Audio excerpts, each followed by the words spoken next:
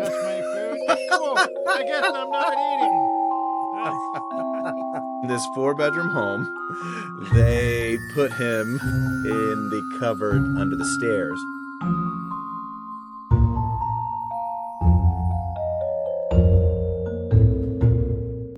Welcome back, witches, wizards, and muggles, to Squibs Corner. I am Jeremiah. And I am Andrew. All right, and today we're going to be covering Book 1, Chapter 2, The Vanishing Glass. But before we get to that, I don't know how this came up, but, okay, so Book 1, Harry Potter and the Sorcerer's Stone, or Harry Potter and the Philosopher's Stone, whichever I've heard it both one you ways. choose. Yeah. So it got me thinking about TGIF. Oof. I'm pretty sure, yeah, we're both the same Throwback. age, so you know. Throwback, Yes, okay. So I had to look up what was playing on TGIF. So the book came out 1998. So the spring of 1998. Can I guess? 90s. Yeah, okay. Am I allowed to guess? Because Yeah, TGIF was 4 shows, Yeah. right? Uh-huh. Friday night. If you don't know TGIF, thank goodness it's Friday. Yes. We would always get Papa John's pizza or Chinese. That was like our family. We didn't grow up very wealthy, but Friday nights we would splurge and either do Papa John's or Chinese food from Panda's Den. They were both You in know the what? same little strip that's about nice. So 2 miles down the street. I was alone in TGIF. My folks didn't watch it with me. It was like kind of my thing. Wow. It might have been my fault. I never was like, hey, let's watch TGIF. It was always something that I was into, and I don't think it ever occurred to me to, have man. everybody sit down and watch it. Yeah, we did it. Okay, so I'm going to guess. You said spring of 1998? Yeah, 97 to 98 springtime. 97 to 98? Family Matters? Yeah. No. Actually, Okay. I think Okay. Family Matters was That might have been already done over by then. that point. Yeah. Um, So 97, 98, I think Boy Meets TGIF. World. Boy Meets World's Yes. got to be one of them. Yes. Yeah, Boy Meets TGIF World. was kind of winding down at this point. Yes. I think it ended in the early 2000s, and I think by this point it was, let me watch these 2 original shows or whatever, Yeah. and these ones are kind of fillers trying to make it in there. So Okay, so Boy Meets World was on there. Step by Yes. Step, was Step by Step, or is that one No. done? That was done No. by that point. yeah, it was done by that. Oh my goodness, I don't even think I can think of any other TGIF shows because Family Matters, and Step by Step were amazing. Steve Urkel, if you didn't get to grow up with Steve Urkel, I apologize. Your childhood wasn't great, Oh yeah, that but was the best. Steve, Family Matters, and Rip, the guy that played the dad, and also the cop in Die Hard, he recently passed away. I think within the last month. Oh man, I Yeah, didn't hear about that. he recently passed away, I believe. So, all right, Boy Meets World is the only one I can guess. What else do we got? So the lineup was in this order. This is from Wikipedia. So Sabrina, Boy Meets World, Sabrina the You Teenage Wish, Witch. Come on. and Teen Angel. Teen Angel sounds familiar to me, but I can't. I don't for even the remember life- You Wish. Yeah, those would have been the ones that I skipped, and then Yeah. always it was followed by 2020. That's when you knew it 2020, was over. yes. And this is 2020. Yeah, it's Barbara news, Walters. not the day. Barbara Yeah. Walters. This is 2020. Yeah. So the winter lineup. You want to take a shot at that, or you just want me to go out there with it? You just named 2 shows that I've never even heard of, so I don't think I'm Yeah. equipped to make appropriate guesses. So the winter lineup was Two of a Kind, Boy Meets World, Sabrina, and Brothers Keeper. So, like I said, I think this was towards the end when the other shows were just trying to jump in there. And of course, followed by 2020. So I have a story with this. So me and my folks, we were out. I can't remember what it was that we did, but I TGIF religiously on Fridays. I came home and I was upset because it was past 9:30 and I just knew. So I turned on I turned on the TV and they say TGIF will be back after these short messages, and just relief flooded me. But it came back on, played the credits, and 2020 came on. And I gotta tell you, it was like I just got a brand new puppy and watched him get run over by a car right in front of my eyes. I was just bawling. Christmas is canceled. Like, it's like a core memory, as people say. I will never forget the memory of me just bawling my eyes out because I missed TGI. Oh my! Shout out to Pixar's Inside Out core memory. Yeah, we use that a lot at my house as well. Okay. Core memory, but I like it. It kind of brings me to, like, I guess you can tie it back around to Harry Potter in a way. When we grew up, our generation, and probably the generation before us, nothing after us, you had to wait. Like, your favorite show came on, to be continued. You had to wait next week. Or if it was the end of the season, you had to wait till next year. And that just doesn't happen anymore. And I miss it. And I think that's one of the highlights of Harry Potter. We had to wait for the films. We had to wait for the books. And we watched the whole cast grow up. And none of that happens anymore. And it makes me want to go outside and bawl and act like my puppy just got ran over. Yes. Yes, that was Game of Thrones was really good at that because HBO still does it. So Apple TV, as far as streaming services, Apple TV and HBO still do that. They release one episode at a time. Okay. So yeah. And like Peacock will do it because there's still, like, NBC is still a TV station, so they still have their TV shows that they can't just put them all out on Peacock.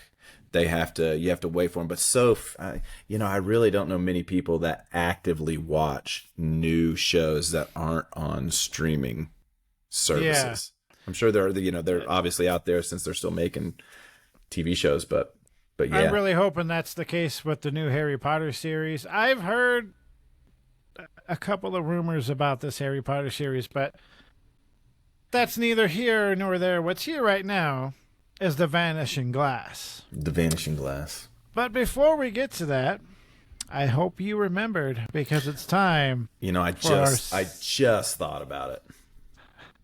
I just thought about it. Play the music. I'm going to have one. All right.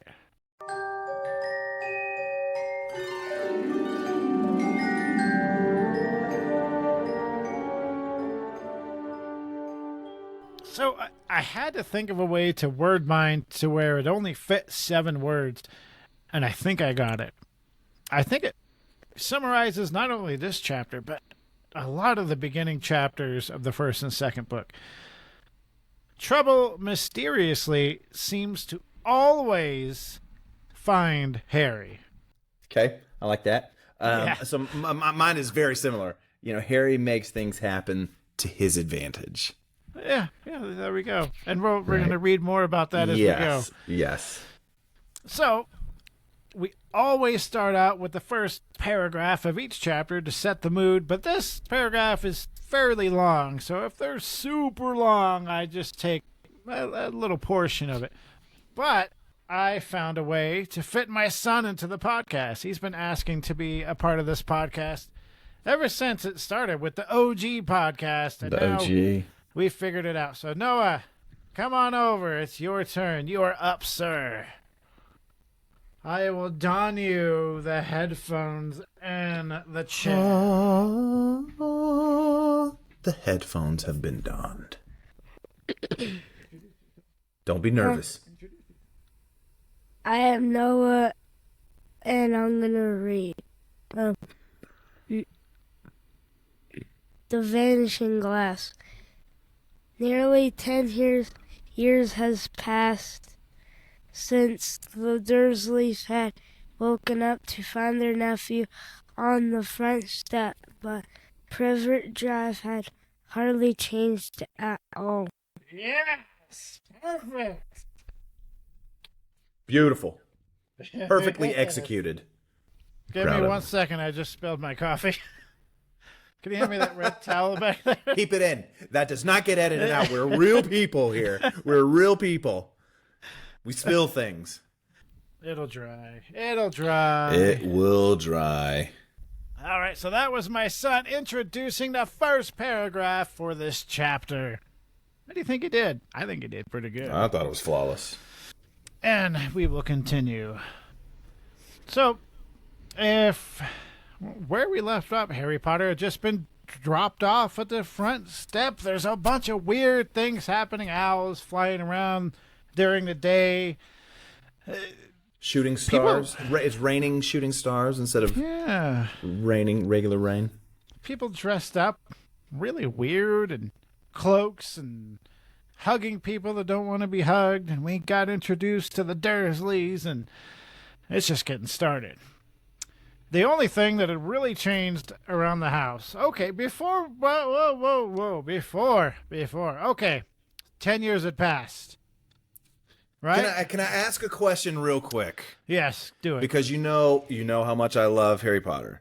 Yes. But here's something that there's an inconsistency with what we know about Harry Potter and what we read in the first chapter, because I meant to bring this up last time, but I didn't.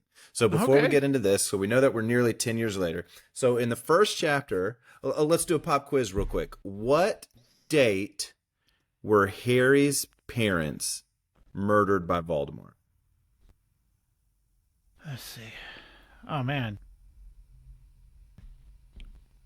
I don't know that one. So they were murdered on Halloween. Okay, they were murdered on Halloween in 1981. Okay. So the fact that chapter 1 presumably took place November 1st. Right, 1981. Yeah, okay, that makes sense. But it's the day after Halloween. So would it really have been so crazy to see people dressed up out on the street, hanging out in groups and all that stuff? I mean, Halloween's one of those things where you've got people doing it 3 days, 4 days before it, and then a few days after it. And yeah, I've always thought about that. Yeah, I've always thought about that. Depends on the time, I guess, and they never really mentioned Halloween itself. But they were, so we do learn later that because people were dressed up similarly instead of they had different get-ups. Sure. They had all the same get-ups. And I also presume that, the Dursleys aren't big Halloween people. And even if they were Halloween people, Dudley's one. So it's not they're out trick-or-treat. Well, as big as he is, they might have been.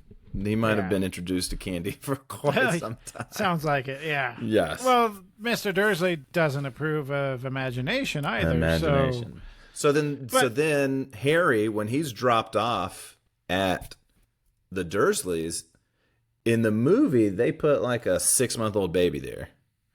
Mm-hmm. But in reality, he's a year in, July, August, September, October. So he's a year and 3 months old. Yeah. When they drop him off. What would that be? Semantics?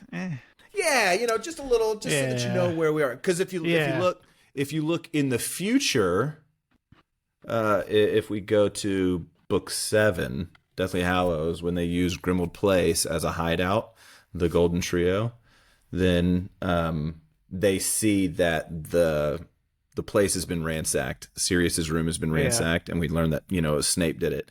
They see that photograph there of Harry, who's flying around on a toy broomstick. Yep. Well, obviously 6-month-old Harry wouldn't be, So I did wonder about that. Just piecing it, just because a lot of people that rely on the movies more than they do on the books, they're like, oh, Harry's just this little baby. Well, no, he was one. He was probably crawling around, walking around, and old enough to ride around on the toy broomstick that his godfather gave him. Anyway, I just wanted to bring that up because we dive deep. Yeah. We dive deep here at Squib's Corner. So I'm wondering, 10 years had passed. So nearly. You've never picked up the book. What do you expect would happen in that 10 years? Like, just generally speaking, anybody's left somewhere for 10 years, they're an orphan, their parents died. How do you expect that family to be treating them? Well, it's, Petunia is his blood aunt, right? Blood relative. Mm-hmm. Welcome him with open arms. It's a baby. Babies are innocent. Yeah. Yeah, they might have had issues with James and Lily, but Harry's innocent. He's done no wrong. But it's the Dursleys that we're talking about. Yeah. So the only thing that had changed around the house were the pictures of Dudley. Now, I really like how the author just describes everything. So it's described that pictures of Dudley went from looking like pictures of giant beach balls, but now look like a beach ball with blonde hair and a huge fat face. That's it's a really good descriptor. Takes after his father. We've already learned that his father's a beefy beefy man. Yeah, all around the house, he was called the perfect little angel. But Harry called him a pig in a wig. 2 descriptors right there. He looks like a beach ball and a pig. Either way, he's got a wig on. And he's gigantic. If you were to walk in the house right now, you'd expect there to be pictures of Harry. You would expect inclusion happening everywhere. Nope. You would think 3 people live there. Petunia, Vernon, and Dudley. That's it. There's absolutely 0 signs that a 4th human being lived in the house with the Dursleys for 10 years. Now, one of the things, I guess I could say trigger warning, I'm going to bring up the word abusive in this chapter and as we go on. Because right here, I mean, you don't really think about it when you're reading it, but I think age has something to do with it. But yeah, 10 years and not an inkling that Harry Potter lives there. Nothing in the house reveals that 4 people live there, and he's been there for nearly 10 years with family. Yeah, with family. With family. The safest place for him to go, the best bet, right? Yeah. Yeah, we learn a lot about what Harry has to endure, even in just this very chapter, but especially throughout the books. They're just, I mean, it's crazy, and you know what's sad is that a lot of kids that read the book really identified with this part, this treatment. I was very lucky. Grew up, my parents were very involved, in our sports and our schooling and church and scouts, everything. So it's, I read this and I'm just like, there's no way anybody could ever treat children like this. And imagine the trauma he went through, and we'll get into that, but it's so we see that you wouldn't be able to tell that 4 people live there, but rest assured Harry Potter is still there. So after nearly 10 years at number 4 Privet Drive, obviously they've allowed him to stay. But if they're not going to put pictures of him up on the wall, they're probably not going to give him great living accommodations either. So they decide to put him in this 4-bedroom home that 3 people live in. That's right. In this 4-bedroom home, they put him in the cupboard under the stairs, which has become very iconic. Yes. Right. I want a staircase so that I can have a little room under it. Yes. The cupboard under the stairs has become very, almost like a badge, that comes with the Harry Potter, the cupboard under the stairs. Yeah. So but literally speaking, it's terrible. It's terrible. Yeah. Especially, when he's got the spiders, the spiders there, he's underneath the stairs that at least 2 very heavy individuals are traversing with Vernon and Dudley. So it's yeah. So we first come into this where Petunia yells at Harry, who is sleeping in a cupboard under the stairs, tells him to get up, and he's got to come cook breakfast. And what's crazy is that we assume in this letter, we never know exactly what the letter said verbatim, right? Later on, she'll write out things like, this is what it said in this book, this is what it said in the scroll, but we don't know what was said in that letter. And that Dumbledore would have outlined everything. that Oh yeah, we Harry's can only assume what was in there, and I would bet our assumptions are spot on. yeah. Yeah, and so Dumbledore would have said, "Hey, his parents were murdered. This is the safest place for him. Yeah. That's why I've chosen for him to be there." Yep. And we know that Petunia knows who Dumbledore is. Yeah. So to have that letter from somebody that she knows is a great wizard, somebody that she's written a letter to herself many years ago, to get that letter, you'd think at least she would have acted a little more kindly. And who's to say that she didn't over the years, and it was really Vernon that, because I love the fan theories. So there's two fan theories about the reason that the Dursleys treat him so poorly. Obviously, Harry being a Horcrux himself. Yeah, just like we saw, most believable one. Yes, just like we saw with Ron. Yeah. When he wears the locket, he's very susceptible to anger and negative emotions. So the one theory is that Harry's constant, presence in the Dursleys' home, they are now have that same reaction. And then one of my kind of favorite fan theories, one of the reasons that, it's hard, one of the fan theories is that Snape hates Harry because he hated his father, but he also hates Harry because every time he looks at him, he sees Lily's eyes. Yeah. And so one of the fan theories is that Petunia really wanted to love Harry, tried to treat him well, but every time she looked at him, she saw Lily's eyes, and the way that Lily and Petunia's relationship severed was still bitter to her. So those are kind of two fan theories. The only issue with these fan theories, because I could poke holes in anything. Oh, sure.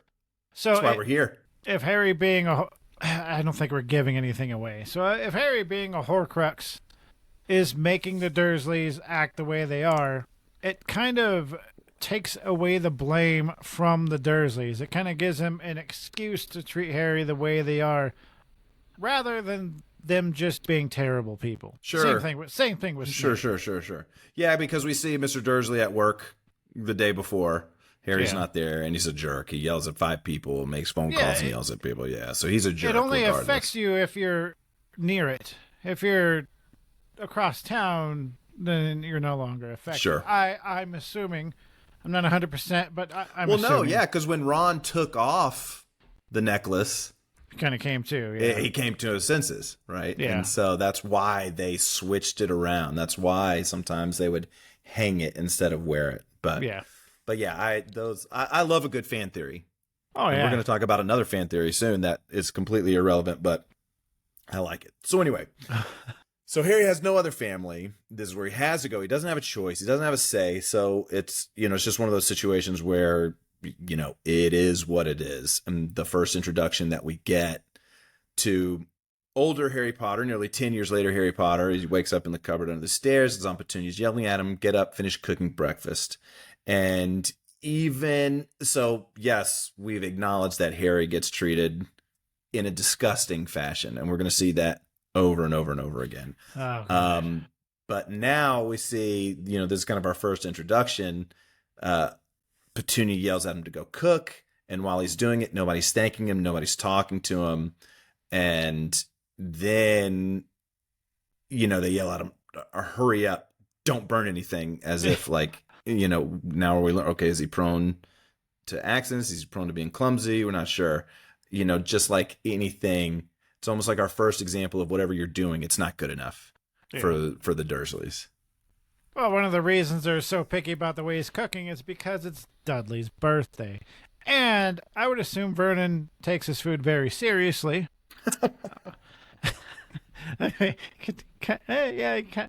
Big people. I mean, you don't have to be big to take your food seriously. Oh, be a no, foodie. yes. I'm a foodie, and I take my food seriously. For sure.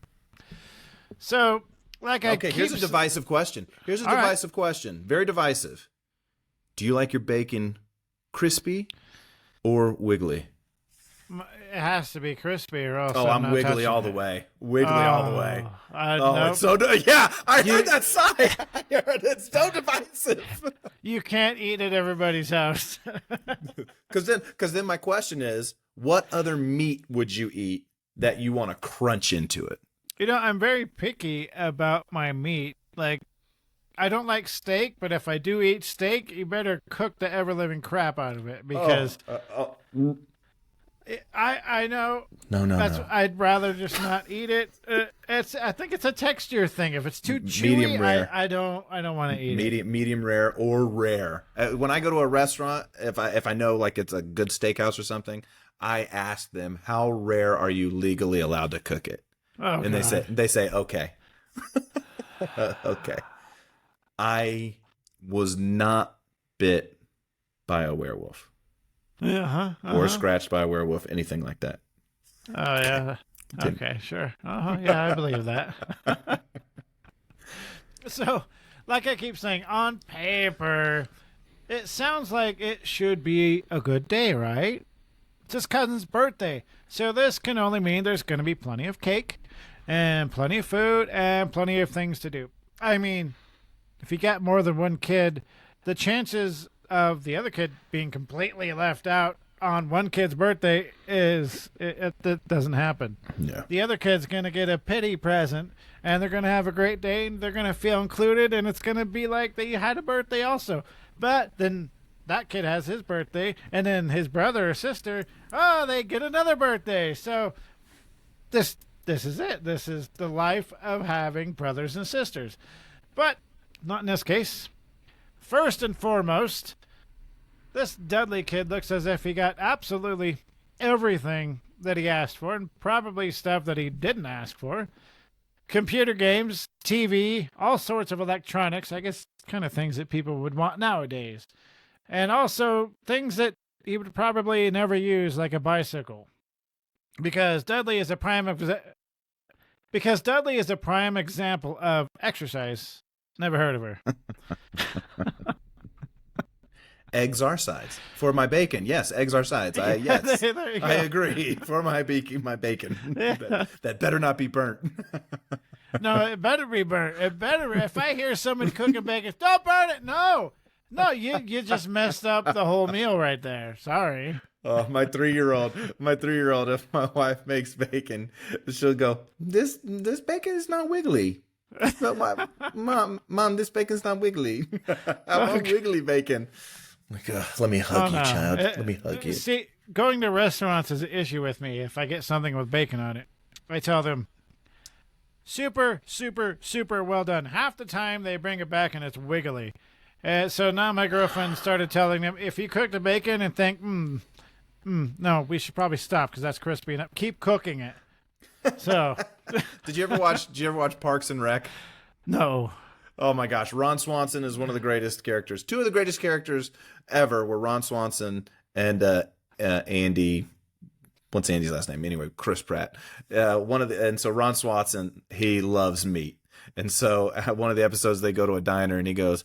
He asks for some platter and they're like, oh, we don't have any. He goes, I want you to bring me all the eggs and bacon you have. And he goes, okay. And the waiter turns to go and he goes, let me stop you right there. What you heard was, bring me a lot of eggs and bacon. What I said was, bring me all the eggs and bacon you have. I can eat so much at a restaurant that people bring the second meal and go, who's this for?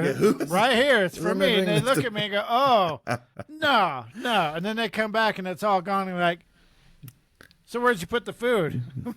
Yeah, I ate it. Yes. That's okay. You don't get fat by accident. No. Yeah, no. We work for this. Oh, yeah. And then when you lose weight, it's always, this is the last time. I'm never going to let myself get fat. And then, the only reason I exercise is to eat more food. That is, I mean, there's number one. Number one. Oh, yeah. Okay, so Jeremiah, how many birthday presents did Dudley get last year? 38. Oh, you were so close. If this were the Price is Right, you would be out of the 37. game because you overbid 37. And how many did he count this year? 36. There we go. See, I got to keep you on your toes. Yeah.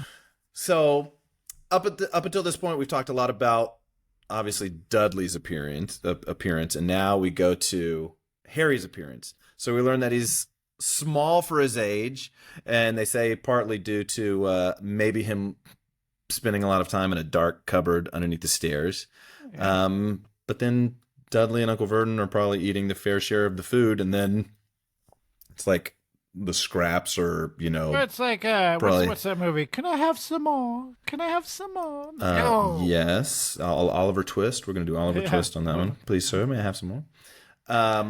So and then we learn that his clothes are Dudley's hand-me-down, so obviously they're going to be large. Oh yeah. Thin face, knobbly knees, disheveled black hair that he always has, and he's had more haircuts than all of the other boys in his class, and his bright green eyes.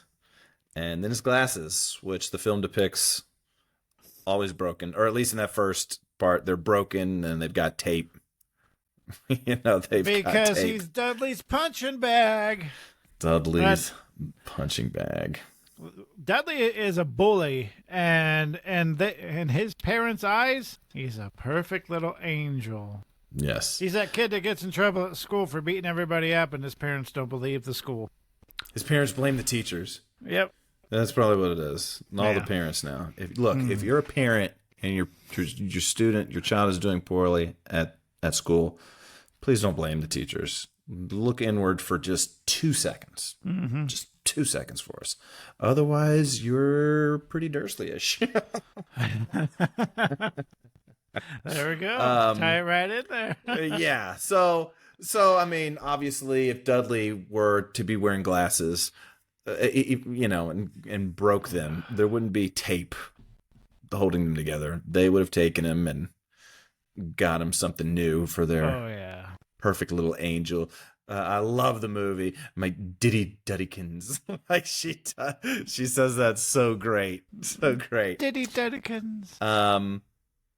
Okay, so we've talked about Dudley, we've talked about his appearance, we've talked about how, his parents think that he's this perfect angel, this prize son. We go back to Harry, and I love the way the book that it says, when it's describing, he goes, but his favorite part about his appearance is a small lightning-shaped scar that he's got on his forehead. And then he says that he got from the car crash. That killed his parents. That killed his parents. And Harry, it sounds like, has tried to get information before and has asked questions, but he's always met with, don't ask questions. Can't imagine how many times in the nearly 10 years. I mean, kids ask questions all the time. Now you've got a boy that I'm sure from an early age, Vernon and Petunia told him, like, no, you're not our son. Dudley's our son. You're not our son. I guarantee they said that, which is terrible. Yeah, which is absolutely terrible. And so that kind of becomes a motto for them. And it's another part I'm going to throw the word abusive at because it's a big moral dilemma raising your kids and deciding truth or lie. You don't want to raise your kids to tell a lie, but you also there's certain things that you can exclude from your kids, but then when you sit back and think about it, why would I lie? Right? Sure. I can look my kids straight in the eye and say, I don't lie. And I wouldn't be lying. But Santa Claus is watching you. You know what? That's different, okay? We're not going to get into that. But for 10 years thinking your parents died in a car crash, that's a big moral dilemma. Like, they probably didn't tell them out of the blackness of their heart. But at the same time, at a certain age, you're going to have to, okay, crap, I've lied to him this long, and now he's going to be mad that I've been lying. So what should we say when he asks? Tell him the truth. I mean, this is a different case. I guess he's a wizard. and they don't want him to know. And yeah, their plan is to never let him know that. yeah, so this is bad. It's, I mean, if you grow up without your parents, you want to know what happened, and you want to know the truth. Doesn't matter how young you are or if they think you can handle the truth. The truth, you can't handle the truth. The truth is the way to go, 9 times out of 10. I mean, there's some things that children, they just don't need to know, like finances, and they don't need to worry about that. But if they ask a question, you try to answer with honesty. Yeah, well, these aren't, the Dursleys aren't. They'll do whatever they can. They would take it to the grave. Oh, so yes, they would. That Harry doesn't become, a wizard. Their reputation. Think of their reputation, Jeremiah. What would the neighbors think if they had one of them in their family? Oh, yeah. It would be the worst. I know there's been a handful of times, like in the movies, where Dudley or Vernon had to bring, I think, Dudley to the car, and he kind of covered him up and was being all sneaky about it. It's like, nobody's going to know what happened to him. Wow. So now getting back to Dudley's birthday. This is such a huge day for him. I mean, you got one kid living in the house, and you would do anything for... oh, wait a minute. Oh, sorry. There's 2 kids in the house, but that second kid, Harry Potter, he just... It doesn't matter. Whatever. We just act like he's not there. As a matter of fact, this birthday matters so much. We talked about it briefly. He got 36 presents. This is insane. For one kid to get 36 presents. So, 1 year. So, you want to give your kid, if you can, a lot of stuff for Christmas. And 1 year we had the ability to do it. And we just went crazy. And I would say we probably had like 36 presents or more between us buying a presents and the family buying a present. Sure. This is my son I'm talking about, and I'm super excited, and I'm watching him unwrap the presents with 100% overwhelmness on his face. He's just completely overwhelmed, doesn't know which toy to investigate first.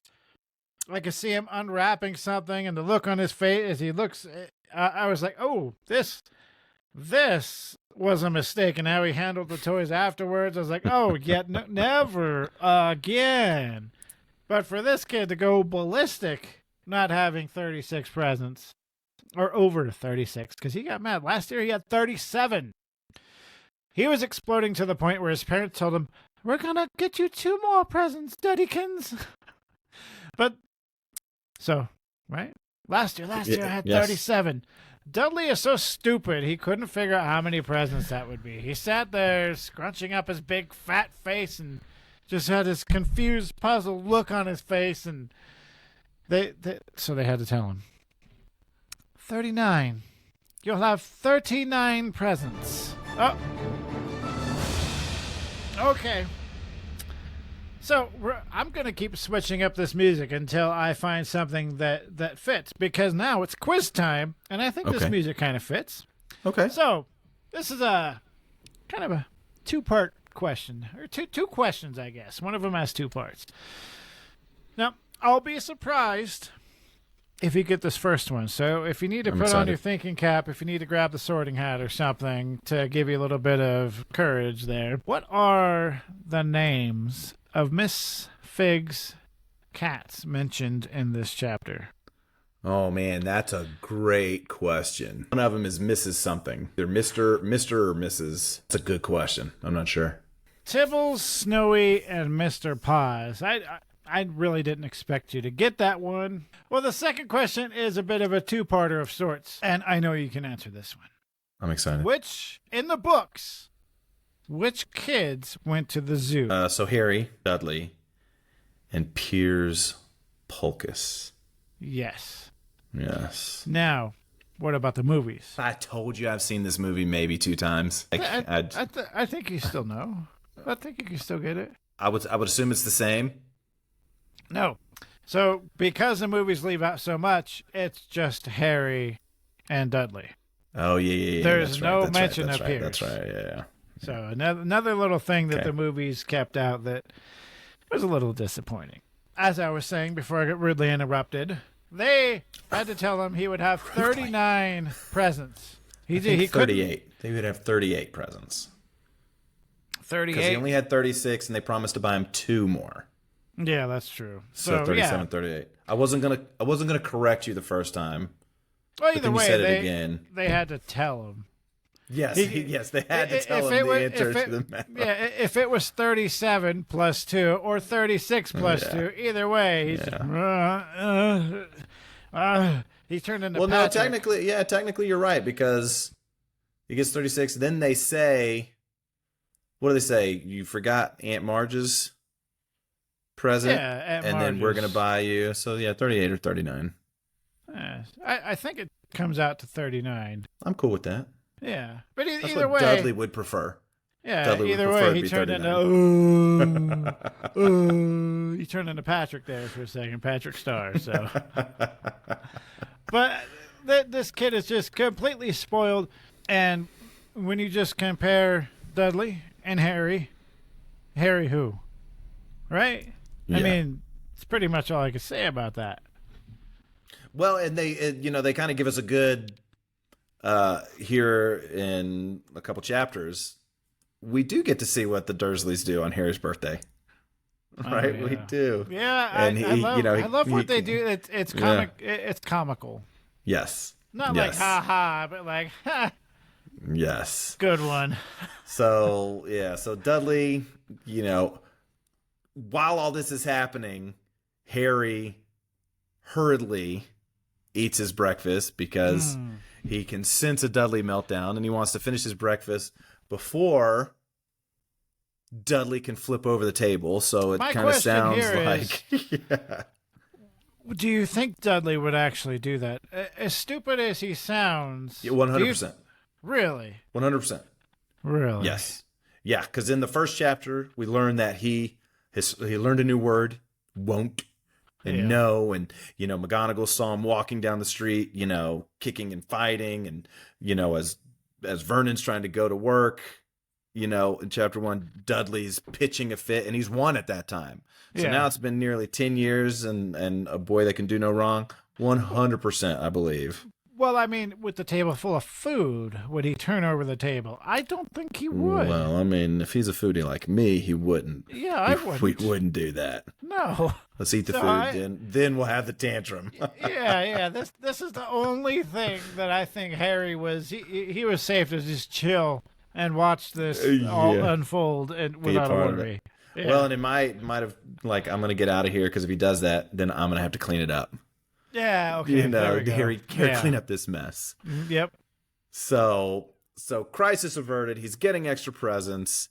Time for another birthday tradition. Every year, they take Dudley out to, what do they call them? We call them amusement parks. They call it an adventure park. To an adventure park and ball games and different things like that. And he takes friends, but Harry never goes. So this year they're going to go to the zoo. Not because he doesn't want to. Oh, yeah, he wants to very much. And so this year they're going to go to the zoo. They're taking his friend Piers Polkiss.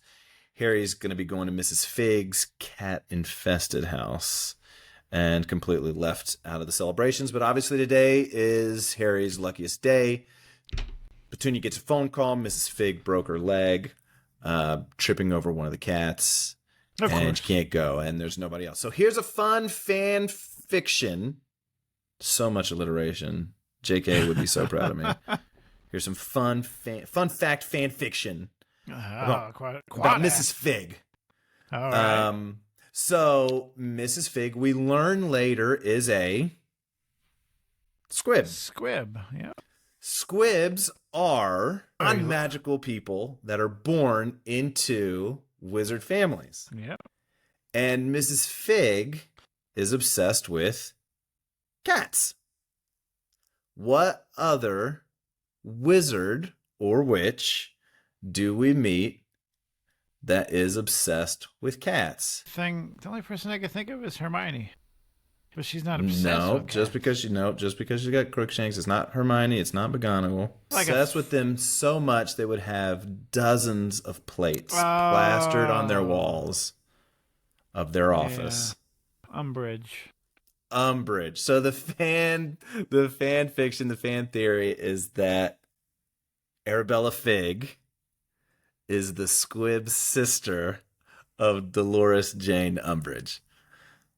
Whoa. Completely irrelevant and, matters not to the story, but it's just kind of a fun thing to think of because she is a Squib, so she does have wizard relatives. So anyway, so Mrs. Figg not suck. I know, no wonder she lived out there. So what Mrs. a family Figg, member to have. They'd fit right in. She'd fit right in with the Dursleys. Would she out the Dursleys? Like, would she outdo the Dursleys? Would she be worse? Mrs. Figg? No, Umbridge. What kind of a battle would that be? Like the battle for ugliness? Yeah, that's a good question. I think at this point in her eyes, Harry is nothing, right? He hasn't even received a Hogwarts letter. Yeah. I think at this point, he doesn't really become a threat until... I think this is a candidate to bring back Celebrity Deathmatch. This would be a great match. Yeah, she's the worst. Just a handicap match. Vernon and Petunia and Dudley against Umbridge. There you go. Umbridge. So, Aunt Petunia gets the call. Mrs. Figg can't watch him, and there's nobody else that could watch him. And Harry's super excited because he's just like, let me just stay here by myself. I can watch what I want on TV. I can play with some of Dudley's old games that he's discarded. And Petunia's like, oh, and what? Come back and see that the house is blown up. So they take him. And when they take him to the zoo, they're like, oh, we could leave him in the car. And then Vernon's like, that car's new. I'm not leaving him in the car. Like whatever Harry does, whatever Harry touches, then it's terrible. So the whole time this discussion is happening, before they leave, Dudley starts crying and throwing a tantrum, but he's not really crying. It's been a long time since he's really cried, but he knows that if he cries and pitches a fit, he'll get his way. But then Piers shows up and he stops crying. So it's decided that Harry's going to go to the zoo with the Dursleys for what you would assume, and what even the book says, it's his first time, but really his first time going to the zoo and first time doing anything extracurricular than school or being at home cleaning up. Yeah, it's just she's really cementing in this chapter how much of an afterthought that Harry is. Yeah. And how almost, because there's neglect and then there's like vindictive abuse. And the Dursleys are purposefully making his life miserable, and she's doing a great job really drilling that point early and often in this chapter. Yeah, see, as much as I don't like, I'm not going to say I hate the first and second book, but just opening up and setting up the story and being descriptive, I don't think I've seen anything better. Perfect picture of what these Dursleys are. That's why it makes them my favorite characters. Abuse aside, they're just described so good that it's hard not to like them. Sure. So Mr. Dursley pulled Harry aside. Of course, because he's got to say something. Got to threaten him. I'm warning you. Okay, I'm pulling this right out of the book. No, I like the voice. Yeah. You got into character there, and that was beautiful. I'm warning you, he said, putting his purple face right up to Harry's. I'm warning you now, boy. Any funny business, anything at all, and you'll be in that cupboard from now until Christmas. As if Harry just is this big troublemaker. I guess we don't know that he's not a troublemaker yet, so, But weird things would always happen to Harry. But nobody would believe him that he wasn't actually doing any of it. It's like I'm trying to teach my son now. I used to be very good at knowing when he lied. Not anymore.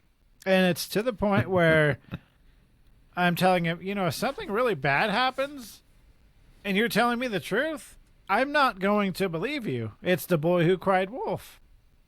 Right? And that's kind of what Harry's situation is turning into. We talked about his hair, how his hair is completely disheveled, and he's always being told to fix it. Well, Aunt Petunia would give him a haircut, sometimes shave it all the way off, but leave the bangs so it covered up that nasty, ugly little scar. The next morning, it would just look like it did before he got it cut, and he was grounded for a week.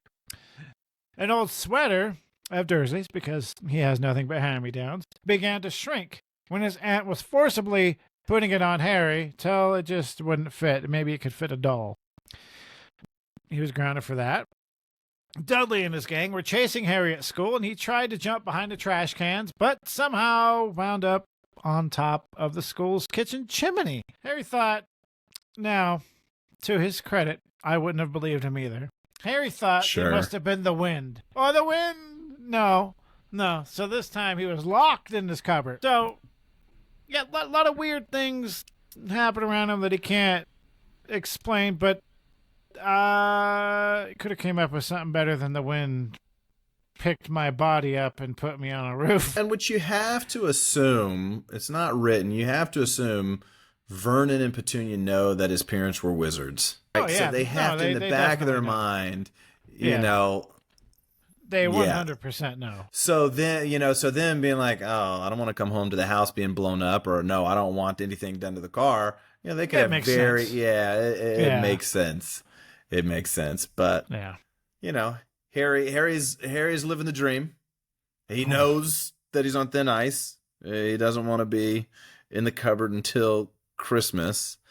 So they're on their way, and Uncle Vernon is complaining, which he seems like just a big beefy curmudgeon. So you can see that. He likes to complain about Harry. Harry.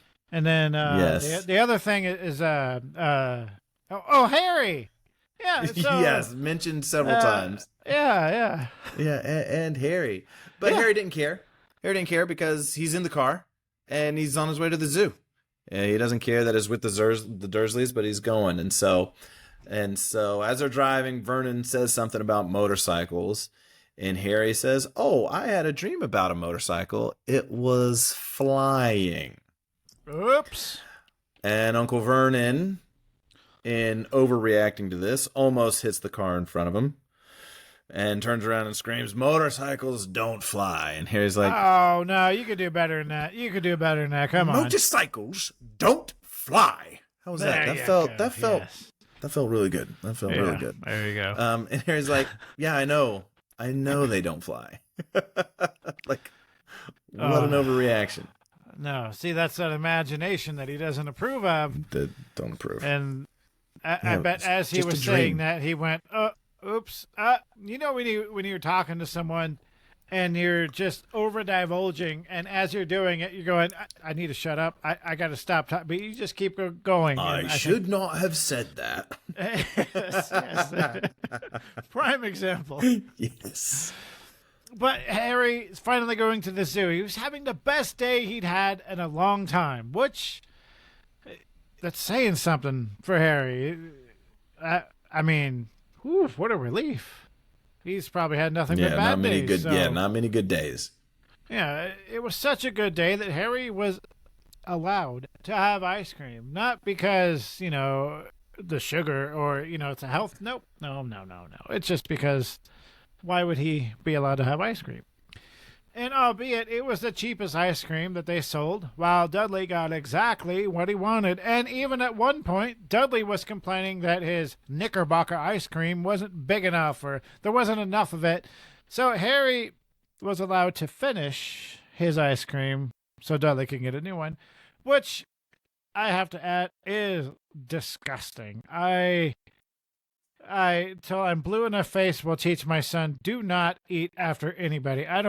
Don't eat after me. Just don't eat after nobody. Man. No, it's disgusting. Oh, I am the opposite. Oh, no, I hate. I am like, I grew up camping, doing a lot of camping. Oh, my scrambled eggs fell out and hit the ground. Well, that's what's for breakfast. Pick them up, blow them off, eat that's it. Different. My wife and I, my kids and I. Now, I typically don't drink after my 3-year-old, especially if it's a bottle, because she can turn crystal clear water into what looks like a protein shake. I don't like that. So that I will, but yeah, eating after, I'm like, if there's germs, there's germs. Build up the immune system. Bring it on. Bring it on. I don't know. When I was younger, I didn't care, but the older I get, the more I'm like, oh, did you just touch my food? Cool. I guess I'm not eating. I'm all about it. Bring it on. Oh, okay. So let's see. So they're in there. He's had some ice cream. They've got to see gorillas. Obviously, he says the gorilla looks a lot like Dudley, except he's not blonde. So they go through, and so then they get to the reptile exhibit, and Dudley and Piers, they go find the biggest snake they can, and it's a boa constrictor. They bang on the glass.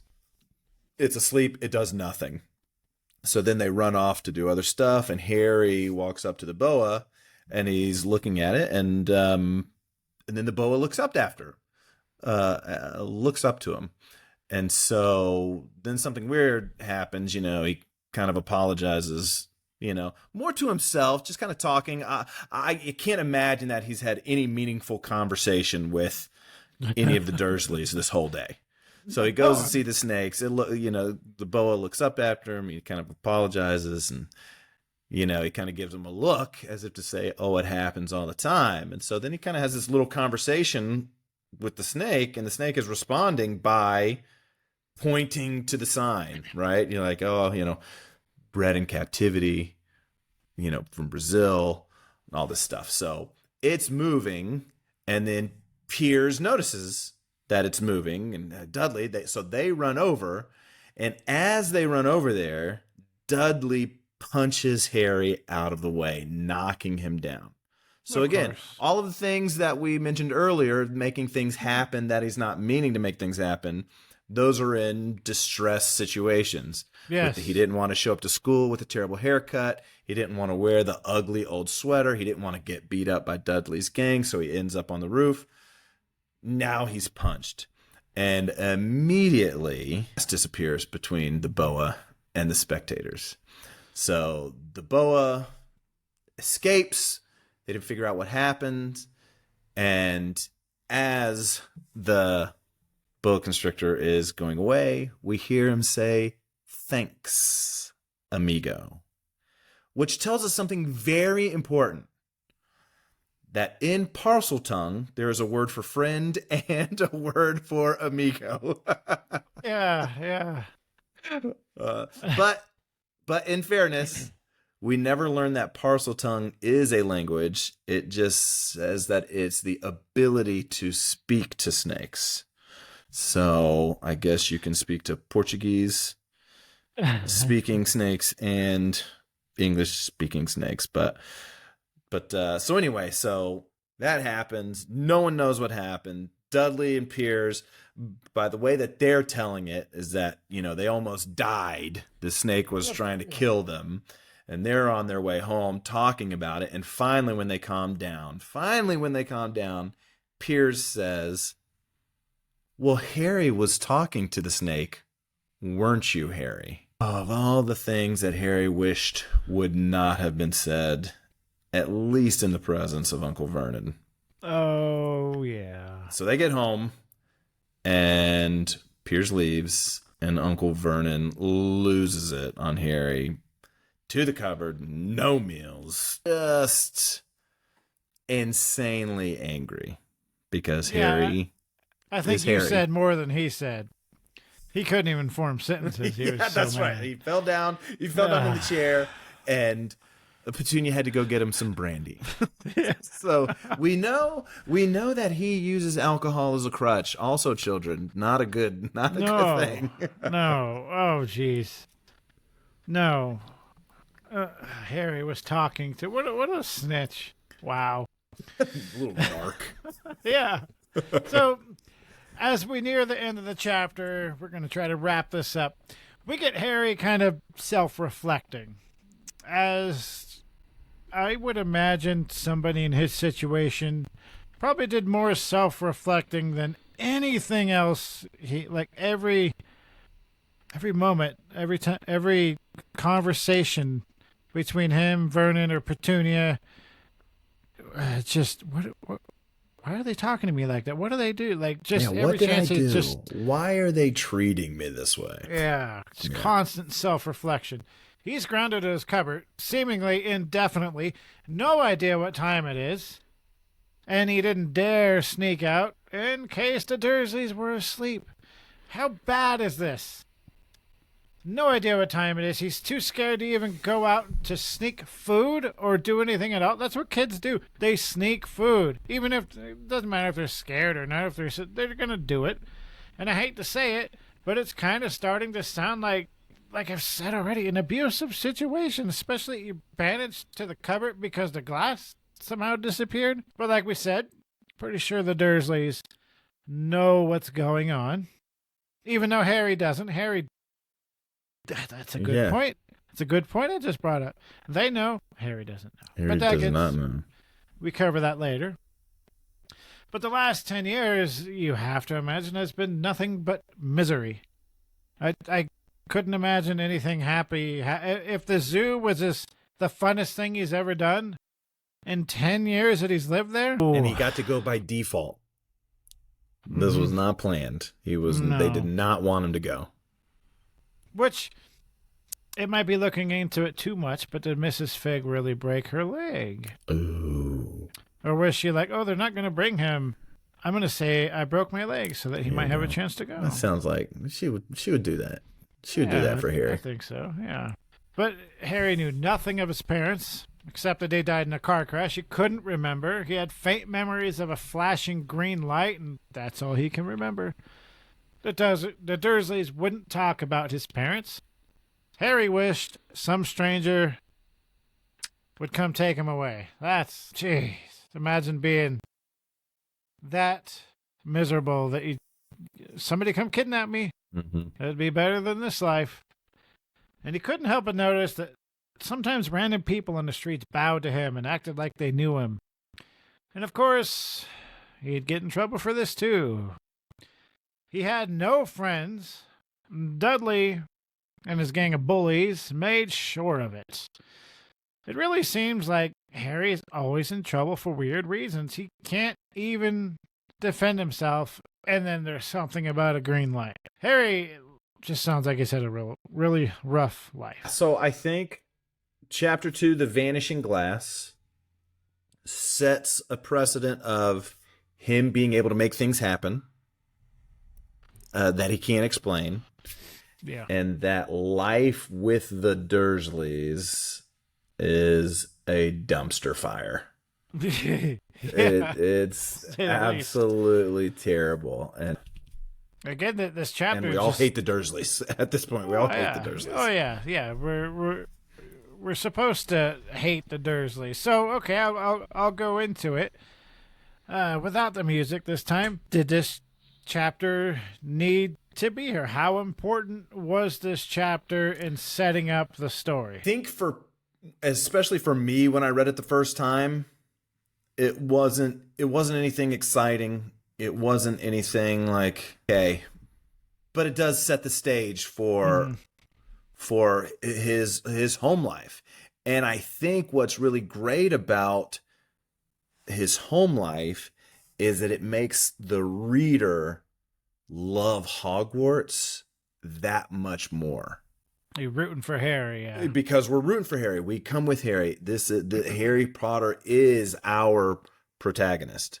Yeah. And so we approach the Dursleys and approach number 4 Privet Drive with disdain and, bad memories, just like Harry does. Yeah. And I think it sets the stage of what he's getting away from when he goes to school. Yeah, it's a real good comparison later, like going from point A to point B and just seeing the way he adapts to point B.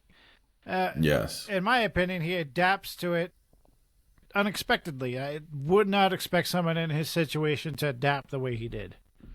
And it's interesting because in an early interview with J.K. Rowling, she mentioned that in writing Harry Potter, or in writing about Hogwarts, it being a boarding school, it was still supposed to be not a frightening place, but oh my gosh, there's going to be rules and uniforms and schoolwork and all this stuff. But I think because she wrote the Dursleys so well that Harry Potter would take potions lessons every day, as long as it meant that he got to stay at Hogwarts and didn't have to go back to the Dursleys. So I think because she wrote the Dursleys and Number 4 Privet Drive so well, we as the readers almost don't look at, we look at potions class as something of, okay, this is, walking on eggshells around Snape. Oh, we're going to get in trouble. We don't want, but outside of that, Hogwarts, sign me up. Let's go. Well, she did so good at introducing everything that it's relatable. The relatability here is just insane. So when you take this terrible situation and you make something different out of it, everybody's on board, of course. Sure. So yeah, chapter was definitely needed, and she definitely established some good foundation of where Harry's coming from. So that's it for this chapter. Next week we have chapter 3, The Letters from No One. This is one of my favorite chapters from this book, in the book and the movie. The movie, I think they put all their effort, they put all their eggs in one basket for this particular portion, and it's become, I don't want to use the word, but it's become iconic. When you think Harry Potter, this is one of the things that you think of. So I think we're going to have a lot of fun. This part of in the movie, you think of it? Oh, yeah. In a good way or a bad way? In a good way. The book and the movie. The book is a little bit more descriptive, of course, but man, it's great. It's great. So the movie, the scene is so frustrating. Really? So all right, we'll get into that. We'll get into it next chapter. We'll get into it on the next episode, and we'll break it down. I love it. If you guys want to be a guest on the podcast, you can email us at squibscorner@gmail.com or get a hold of me on Instagram at AkioPotterGuy. I got my YouTube where I've unboxed a few wands. Akio Potter Guy over there. Check that out if you're a fan of Harry Potter. I would strongly urge you to go over there. But until next time, everybody, I forgot to get a quote, so I'll end it again with happiness can be found even in the darkest of times if one only remembers to turn on the light.